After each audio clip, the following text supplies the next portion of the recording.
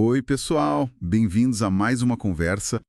Hoje, a gente vai mergulhar num tema delicado, mas super importante, o transtorno de personalidade borderline. Temos uns artigos aqui que, olha, vão desde o que é, os sintomas, até como tratar e o impacto na vida das pessoas. Tem até caso de figura pública. A ideia é, assim, desmistificar um pouco, entender as características principais e, claro, falar da importância do tratamento e do apoio, né? Vamos lá. Vamos sim. E é bom começar já falando que, nossa, o diagnóstico não é simples, né? E ainda tem um estigma pesado em cima dos transtornos de personalidade. Isso dificulta muito a busca por ajuda. As fontes que a gente está usando mostram bem isso. Pois é, essa dificuldade parece ser um ponto-chave mesmo. E o que define o borderline, pelo que os textos mostram, é essa instabilidade muito intensa. Uma tipo montanha-russa emocional constante. E também aquela visão meio polarizada, sabe? Tudo ou nada. Para si mesmo e para os outros. E a impulsividade que é bem forte. Uma descrição que eu achei assim impactante num dos artigos foi a do Adolf Stern. Ele fala em hemorragia psíquica quando a pessoa se frustra. Nossa, essa imagem da hemorragia psíquica é poderosa, né? E o interessante é ver como esses padrões se encaixam. O borderline está no grupo B dos transtornos de personalidade, junto com o narcisista, o histriônico, o antissocial. O nome borderline, que significa fronteiriço, veio daquela ideia antiga de que estaria ali na fronteira entre neurose e psicose. Mas o ponto central que os artigos reforçam é que é um padrão de funcionamento, sabe? Que causa um sofrimento assim gigante para a pessoa e muitas vezes para quem convive com ela também. E esse sofrimento aparece de várias formas, né? Os materiais descrevem um medo, assim, desesperador de abandono. E nem precisa ser real, às vezes é só imaginado. Isso leva a relacionamentos que são super intensos, mas caóticos. Aquela coisa de idealizar alguém num dia e no outro. Desvalorizar totalmente. Aham.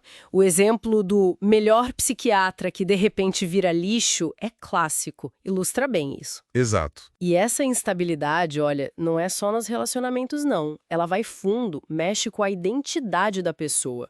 As fontes falam muito de uma sensação crônica de vazio. Uma autoimagem que parece que muda conforme a pessoa acha que os outros a veem. Mudanças rápidas de valores, de visual, de carreira, quase um camaleão, né? Tentando achar uma identidade que parece que nunca se fixa. E junta isso com a impulsividade que muitas vezes leva a comportamentos autodestrutivos, tipo gastar demais, abusar de substância, sexo de risco, comer compulsivamente. E tem a questão séria que os artigos mencionam da ideação suicida recorrente ou automutilação, que às vezes nem é algo planejado, é mais um impulso para extravasar uma dor que parece insuportável, sabe? Uma tentativa de parar de sentir. É um ciclo muito difícil. E essa intensidade emocional, é importante dizer, é diferente do transtorno bipolar, por exemplo. Uma das fontes até faz essa distinção, o que é ótimo. No borderline, as mudanças de humor são rápidas, podem variar muito num dia só. Já no bipolar, a gente fala de episódios mais longos, né? Depressão, mania. Acertar o diagnóstico é fundamental, até para escolher a medicação certa. E se a gente junta isso com o fato de que depressão, ansiedade, TDAH, transtornos alimentares são comorbidades comuns, fica um quadro bem desafiador de manejar. Os artigos também dão uma olhada nas possíveis causas, né? Parece ser uma mistura. Tem a predisposição genética, falam que o risco é umas 5 vezes maior em parentes de primeiro grau. Tem possíveis alterações no cérebro em áreas que controlam impulsos e emoções. E, claro, fatores ambientais contam muito. Histórico de abuso, negligência, perdas na infância. Mas tem uma luz no fim do túnel. Embora a instabilidade seja geralmente pior no início da vida adulta, parece que tende a melhorar com o tempo, lá pelos 40, 50 anos. Especialmente se a pessoa faz tratamento. Sim, o tratamento é essencial. E a psicoterapia é a base de tudo. Tem a terapia focada na transferência, a TCC, mas a terapia comportamental dialética, a TCD, parece ser a que tem mais evidência hoje. Ela foca nessa coisa da aceitação e da mudança ao mesmo tempo. Ensina habilidades práticas tipo mindfulness, como tolerar o sofrimento, regular as emoções, ajuda muito. Os remédios entram mais para ajudar a controlar sintomas específicos, tipo depressão, agressividade. Mas não são a cura, né?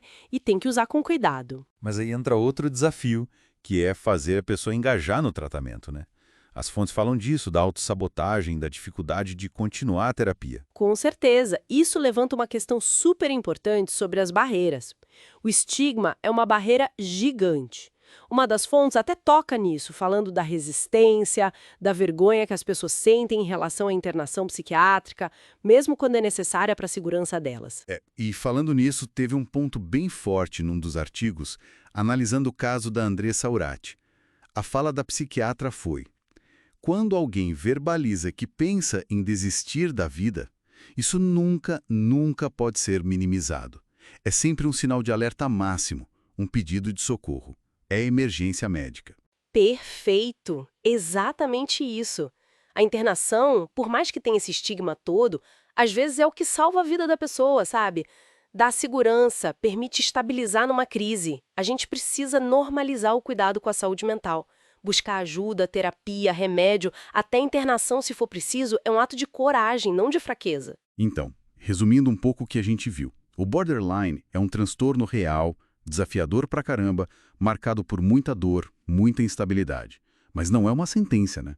Com o tratamento certo, com apoio, dá pra aprender a lidar com os sintomas, dá pra ter uma vida mais estável, com mais sentido.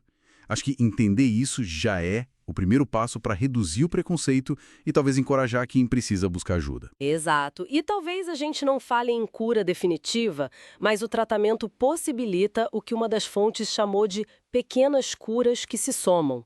São ganhos, né? Ganhos em estabilidade, em como a pessoa funciona no dia a dia, na qualidade de vida. E o apoio de quem está perto, família, amigos, faz toda a diferença nesse processo.